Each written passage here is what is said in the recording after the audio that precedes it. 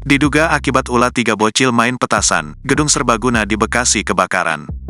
Gedung serbaguna di perumahan Taman Narogong Indah Kelurahan Pengasinan Kecamatan Rawalumbu Kota Bekasi kebakaran, Rabu, tanggal 20 Maret tahun 2024.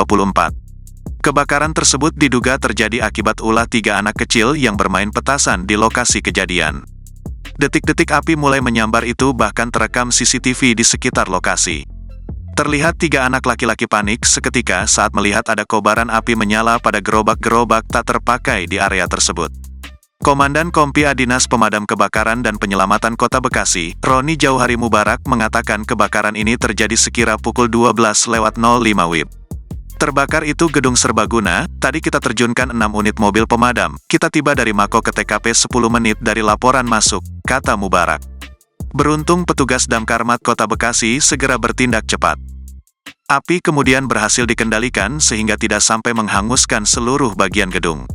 Terkait dugaan penyebab kebakaran, Damkarmat Kota Bekasi sejauh ini mendapatkan 2 keterangan. Satu di antaranya, disebabkan karena aksi 3 anak kecil yang bermain petasan di dekat lokasi hingga api menyambar ke benda yang mudah terbakar.